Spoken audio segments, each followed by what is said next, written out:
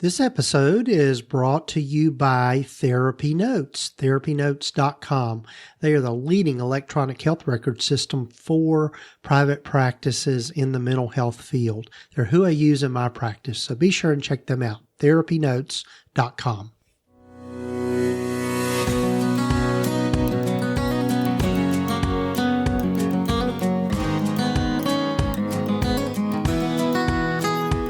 This is the Practice of Therapy podcast with Gordon Brewer, helping you to navigate your private practice journey.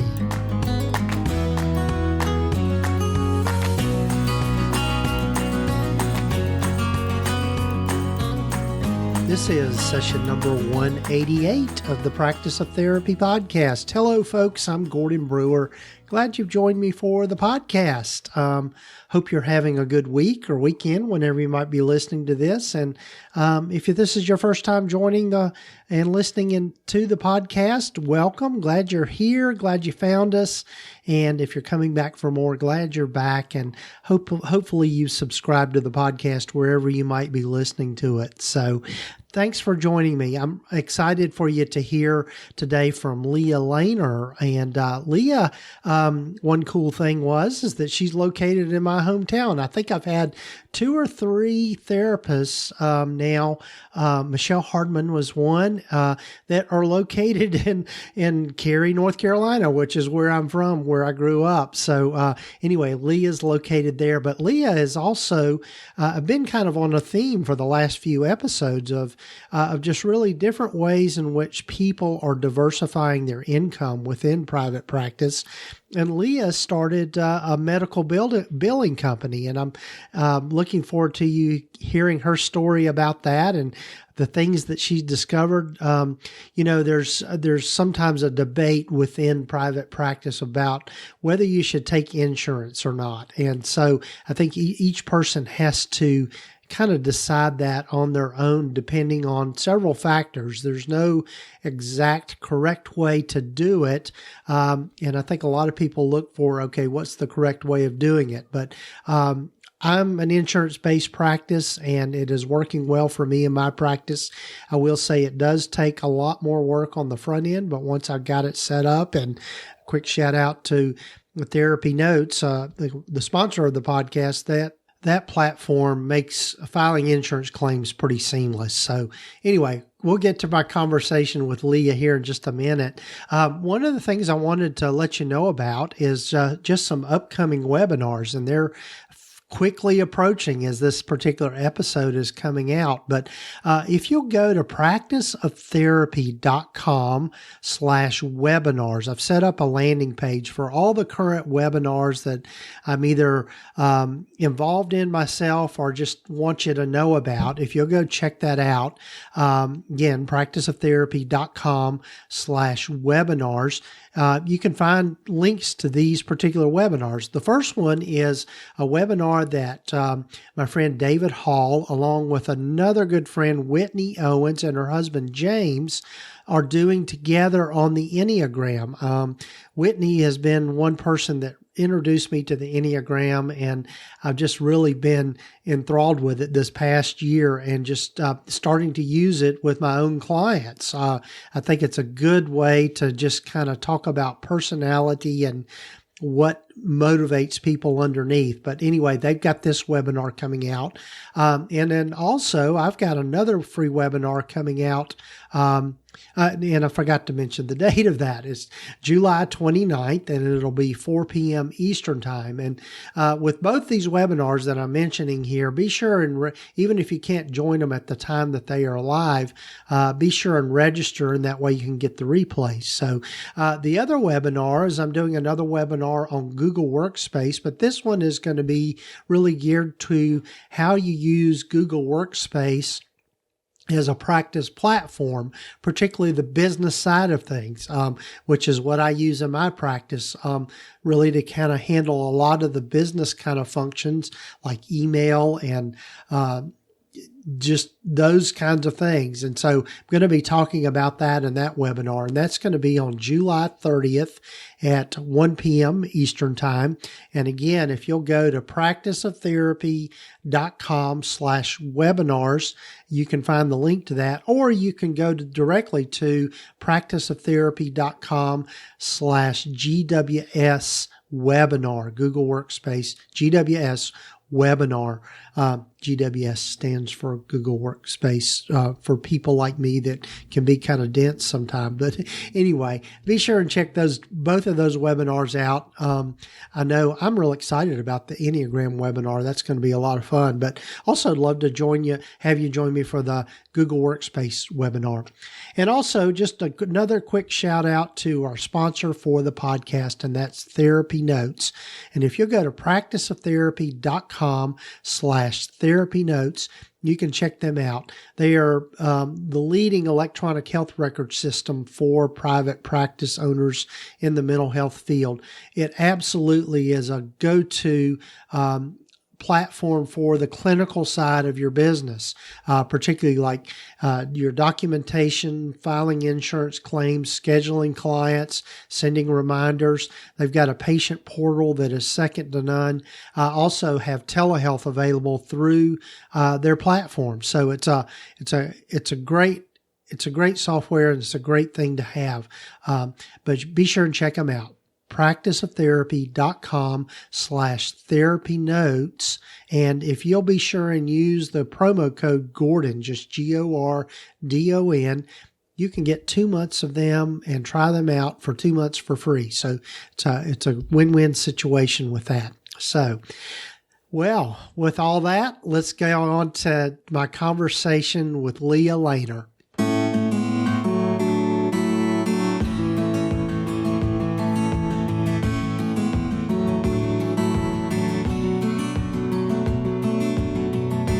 Well, hello, everyone, and welcome again to the Practice of Therapy podcast. And I'm so happy for you to get to know Leah Leynor.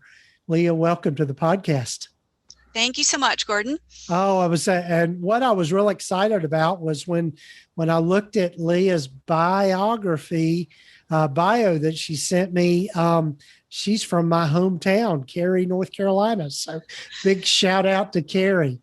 Yes, that was fun to find out you were from where I live. Yes. It's always exciting. So, and we were just kind of talking about different streets in town and what's there now. So it's changed a lot since I lived there. But anyway, Leah, as I start with everyone, why don't you tell folks, if you will, kind of about your private practice journey and how you've kind of landed where you've landed.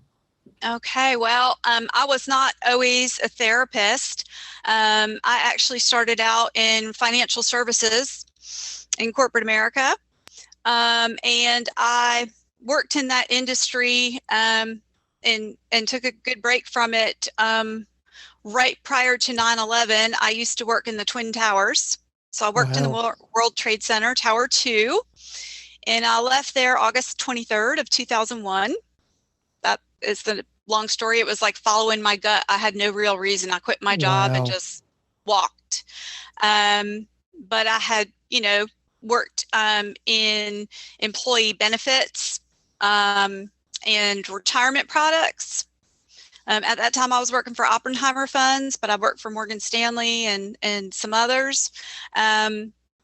Left there in 2007, moved down to Cary, your hometown.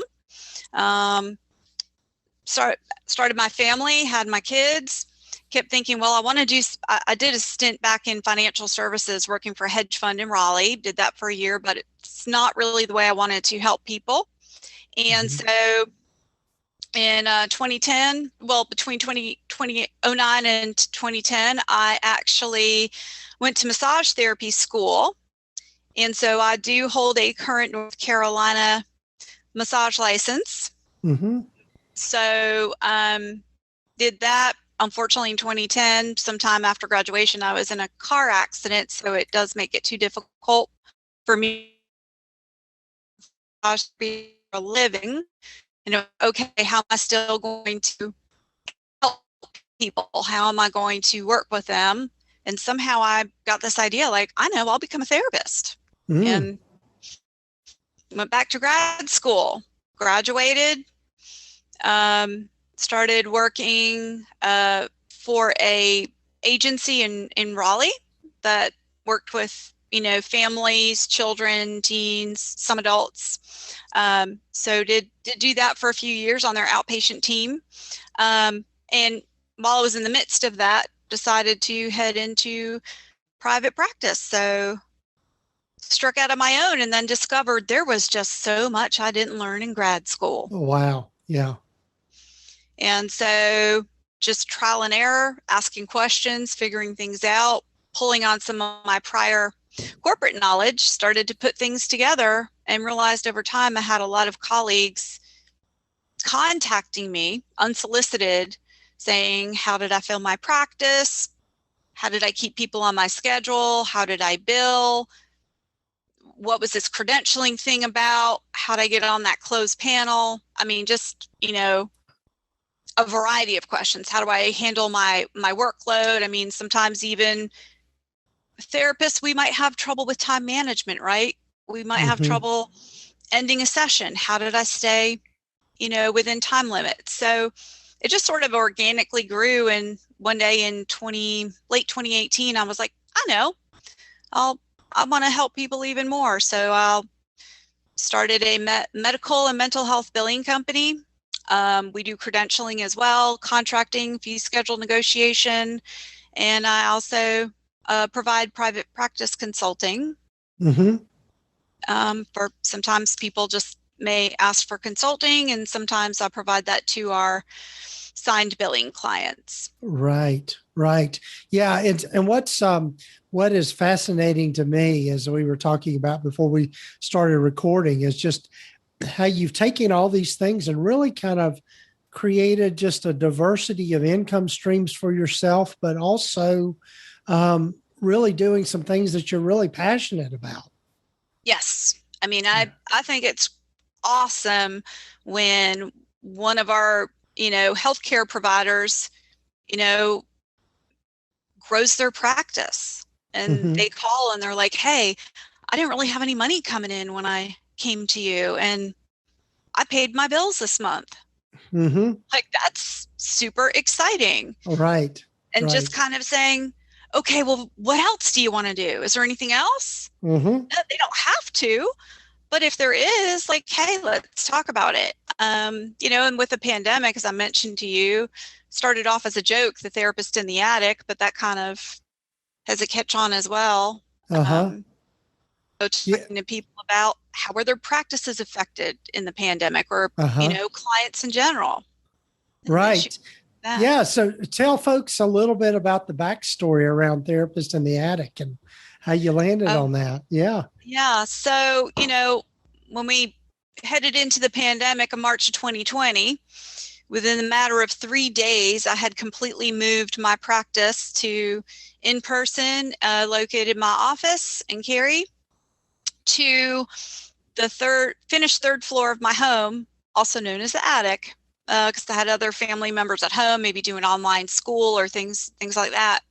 So I needed a place for privacy, right, to conduct sessions or to consult with clients for, billing or credentialing and private practice. So I ended up the third floor in the attic, and I just jokingly kept saying, haha, now you have the therapist in the attic. And I realized that even for as stressed out as people were or are, they would start laughing.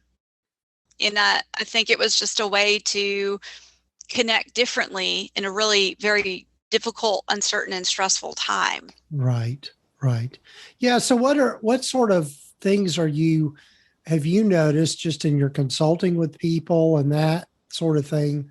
What are the things that you see as kind of their pain points and struggle areas within their practices? Well, where healthcare providers are concerned and running a private practice, I think there's a high level of anxiety. Now, I'm not saying there wasn't always, but, we have, even us as individuals, as providers, we have the additional anxiety that's been added by the pandemic, right? And I think it's just heightened things. Will I continue to make a living? What kind of practice do I have? Do I go back to my office? What do I do? How do I deal with these stressed out clients? How do I manage my administrative pieces, my billing, things of that nature? I might have a child who's sitting, 2 rooms away that I'm trying to ensure is doing, online school.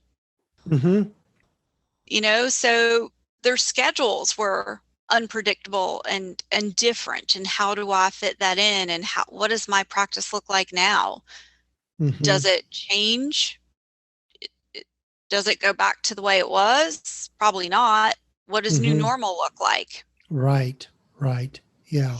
And just with the other piece of it being in my practice as well as an insurance-based practice. And one of the things that was coming up is, okay, are insurance companies going to pay for telehealth and all of those kinds of things? Of course, we all kind of know now that was just kind of a no-brainer for them, and that they had to do that. But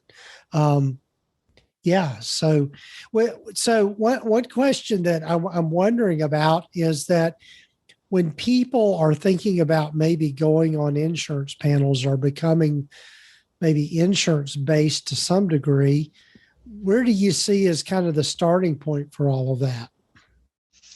Well, I generally will talk to those folks and kind of say, like, okay, what brought you to this decision? Where do you, see your practice going? What would you like to see? Right? And knowing that you don't have as much control over your fees, right? That's determined by the insurance company. So kind of setting expectation, right? It is a good thing, but then there's the limitations there as well. You can't just march up to an insurance company and say, hey, listen, I really don't like that fee schedule. So care to move it? They very well, you'll get this email back that says, no, thank you. We're not negotiating at this time. And really, what panels do they feel may be popular in their area so that they can target marketing, right? And also, if they know anything from any colleagues or rumors. I know we can't openly discuss fee schedules, right? But what might be their minimum on a fee schedule that they'd be willing to accept? Because sometimes we still might apply to a panel, contract comes out, and they may have a provider say, I just can't accept that. And we can try and negotiate, or we can just leave it on the table.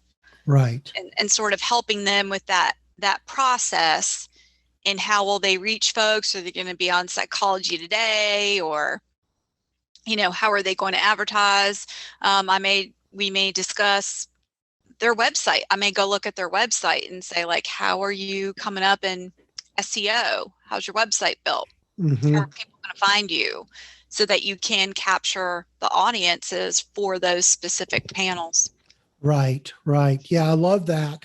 That's you mentioned a topic there that gets asked a lot, or maybe there's some myths or assumptions around it, and that people think that they have to just simply accept what the insurance company hands them in terms of their contract fee. So what are some of the strategies around negotiating a higher fee from an insurance company? Well, it depends on the insurance company, to be honest. I know, like, I'll give an example. A company like Aetna, you have to put it in writing. And they have, in my opinion, something that's a little strange. They actually request that you give them certain CPT codes, certain billable codes, and what your proposed rate would be. And so that goes in on the proposal, and they have this, in my opinion, this general fax number, right? Because you use it for many things for Aetna, and I just call it the black hole fax. Yes. I feel like everything goes there, and I hope somebody finds something. I don't know. And so it really depends, right? You have to find out that particular panel's process. Whereas, let's say if it's Cigna, you need to call provider services, find out who that area contract negotiator representative is, and contact them directly and start the negotiation process. Right. So you have to just kind of find out what their process is, see if they're going to be willing to negotiate at that time, or if not, why not? Is it just that they're not going to do it, or do you need to wait until you're about to re-credential, which would be usually every 3 years? Sometimes that's the best time, a couple months before re-credentialing, to put in your request. Right. How often do you find that people really try to renegotiate their rates? I want to say they can do that. They can ask, or maybe, as clinicians, we hate to say it, we might have a problem with money, right? We might feel guilty, right? We even feel guilty sometimes charging clients like, oh, is that too much? Oh my gosh, right? So there may be a component of that clinician or provider's own relationship with money. Right. Am I worth more? I'm in a helping profession. Now you want me to go to this big panel and ask for more money, right? Can I do that? Should I do that? Am I worth that? Sometimes we do a lot of those requests for our clients, but sometimes it's just because I'll actually ask them if they'd like to. I'll say, hey, I looked at your fee schedule. Yeah. From what I know, fee schedules in your area, we might be able to do better. Let's give it a shot. I'll say no guarantees, but doesn't hurt to ask. Right. Yeah, and I think that's something that can be really some low-hanging fruit for a lot of practices, in that particularly if you kind of think about which panels do you get the majority of your reimbursements from, and then to be able to go after those to really kind of get to help get your per session rate average up. One of the things that I like to teach people about, particularly of those of us that are accepting insurance, is you want to have a higher, because it varies from insurance company to insurance company, what you can do to kind of get bump that average up. And so, And so I think it kind of goes back to, really paying attention to your numbers and really understanding all of that and where the money's coming from. Exactly. Like I said, what panels are popular in your area? So where will you catch your audience, right? How can you be focused in marketing so you can capture those numbers? And I also may talk to providers about, some panels have pay for performance, where you may get bumps in your fee schedule without having to ask for an increase, and simply, like you're saying, because you've met certain criteria or numbers. And if it's a panel where I may be familiar with or heard of whatever program they have, I may say, hey, I've come across whatever criteria they use. Here's what United may use, so that, if you meet XYZ, you may benefit and automatically receive a pay for performance increase. Right. Yeah. And this is fascinating stuff in terms of just thinking about, I want us to talk about how you've diversified your income, but again, just thinking about ways in which you can get more income for your practice. It is, like I said, with the low hanging fruit, what are the easy ways to increase your income without necessarily having to increase your workload? Right. Sometimes it could even be, are there certain certifications or specialties or niche areas where there may be some kind of, benefit billing wise, right? Might that garner extra income, or could that possibly attract self-pay clients? Maybe you don't take their panel, but because of a certain niche or a certain specialty, they may be willing to pay you, and you can offer them an out-of-network super bill. Right. so that they can file for out-of-network benefits with their panel or their insurance if they would like, but they can pay you directly. So that might be another way of Right. Yeah. accessing your audience and Yeah. increasing Yeah. income. Right. What I love, Leah, that you're talking about is just really thinking outside the box with a lot of things. So one of the things that I know that you've been involved in is just really doing a lot of work with that kind of the within the entrepreneurial community in your area.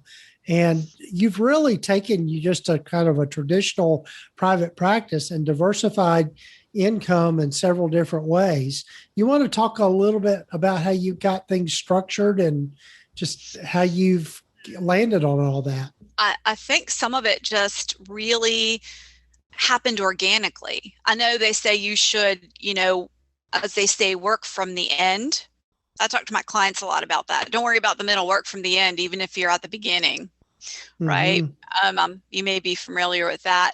What Uh-huh. is it you'd like to see? So I think it's sometimes I might be going towards like, hey, I want to see 25 clients a week, right? Mm-hmm. However that occurs organically. How do I focus on customer service? How do I keep people in my practice or referring them throughout the community? How do I work with other healthcare providers? For my clients' benefit, for integrated healthcare, which you help your client, you help your practice, Mm-hmm. but also in terms of referral, having other sources, but just besides just an insurance list, Mm-hmm. knowing that you're there, right? So that's kind of some of how I've diversified. And like I said, some of it, like Therapist in the Attic, sort of started as a joke. Mm-hmm. But, and then just getting to know other folks in different areas, right? From having a billing company where we have clients throughout the US, right? Mm-hmm.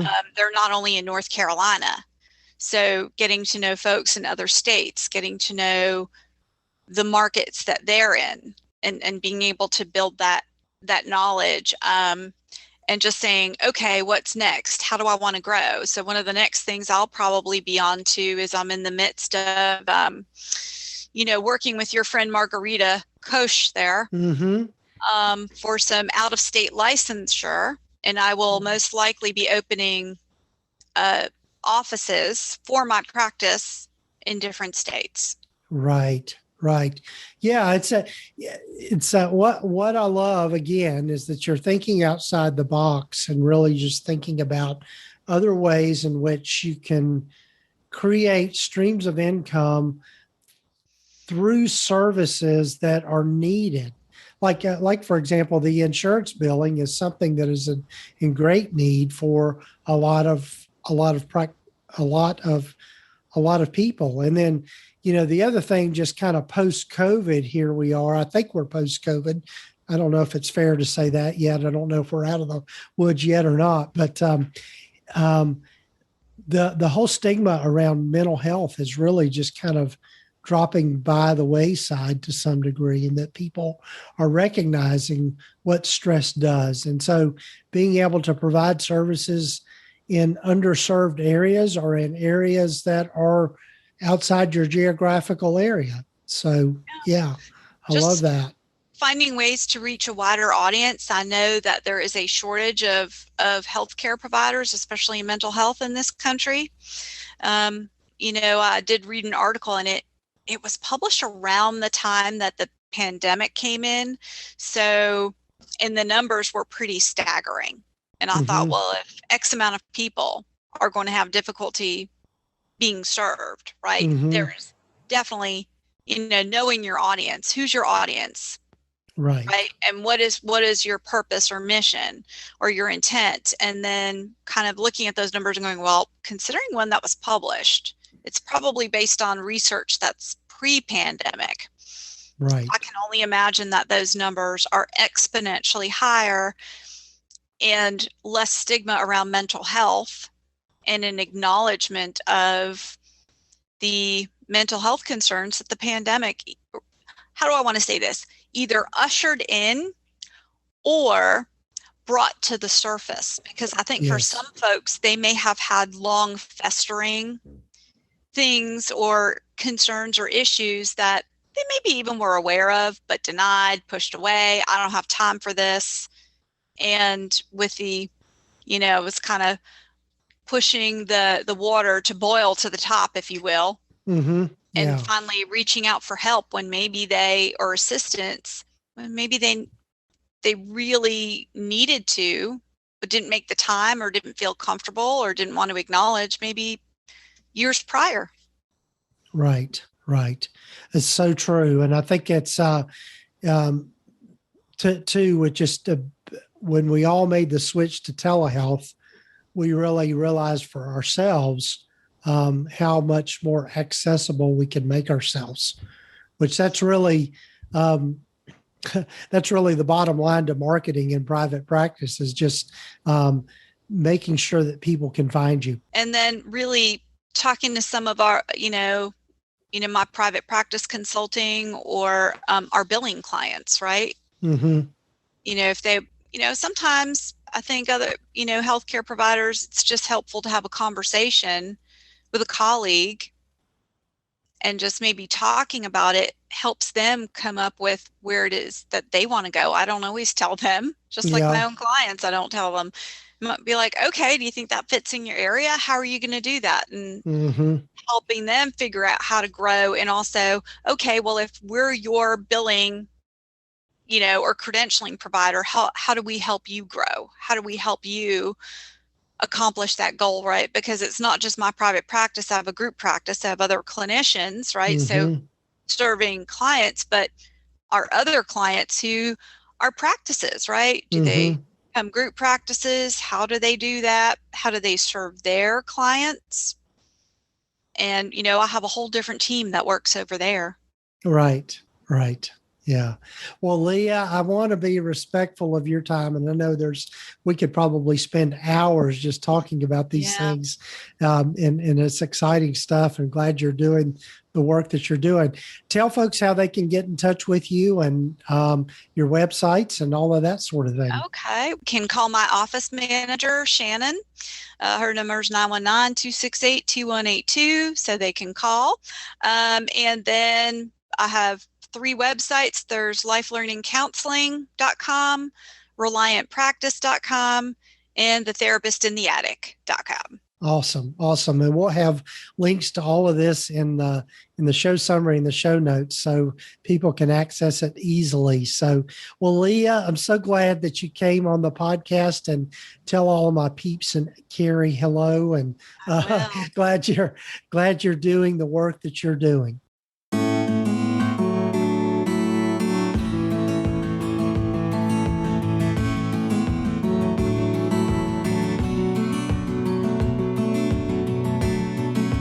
Well, thank you, Leah, for joining me on the podcast, and be sure to check out her information and the Therapist in the Attic. And again, there are links here in the show notes and show summary that you can easily access Leah's websites and her information to get in touch with her if you'd like to either do some consulting with her or interest in her billing services that she provides. And I will say, again, I love having people like Leah on the podcast for just to be able to share with you ways to think outside the box. And again, the theme that we've been on here lately of just diversifying your income and why that's important for people. So be sure and check it out. And also, I failed to mention at the beginning of the podcast, but I've got a survey that I've put together. If you'll check it out to let me know what you want to hear on the podcast. I love getting feedback. And there's a link if you'll go to practiceoftherapy.com/PTO survey. And that way I can learn from you what you'd like to hear about. It's just a very short survey, just a few questions. Just take you just a few minutes. It's a Google Forms survey. So I'm a big fan of Google Forms. So anyway, check that out. And also be sure and check out the upcoming free webinars. And I've got a landing page for all of those. If you'll go to practiceoftherapy.com webinars, and you can find out what's coming up, and a lot of great content in both of those. And hope you'll join us, join Whitney and James and David in the Enneagram webinar, and then the one that I've got coming up on Google Workspace as a practice platform. And as always, check out our sponsor for the podcast. And if you'll go to practiceoftherapy.com/TherapyNotes, you can find out more about their services, and in particular, the TherapyNotes platform, which is just one of the best clinical platforms out there for mental health providers. They're who I use in my practice and really couldn't survive without them. So be sure and check them out, and be sure and use the promo code Gordon, just GORDON, to get 2 months of their services for free. And so you can check it out for free. And it's a win-win situation. And again, thanks for joining me for the podcast and being with me on this journey. Be sure and take time to subscribe to the podcast wherever you might be listening to it. And also be sure to share with your friends. I'd love to get more and more listeners. The feedback I'm getting is that people are finding this podcast helpful, and I hope that you are too. And if there's something you're not happy with, let me know about it. But anyway, take care, folks, and we'll talk to you next week.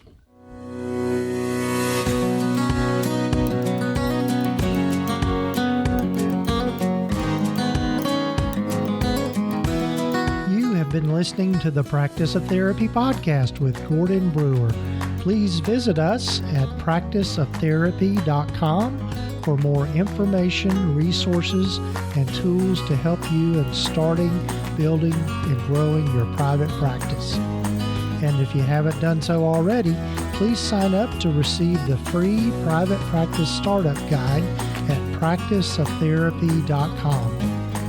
The information in this podcast is intended to be accurate and authoritative concerning the subject matter covered. It is given with the understanding that neither the hosts, guests, or producers are rendering legal, accounting, or clinical advice. If you need a professional, you should find the right person for that.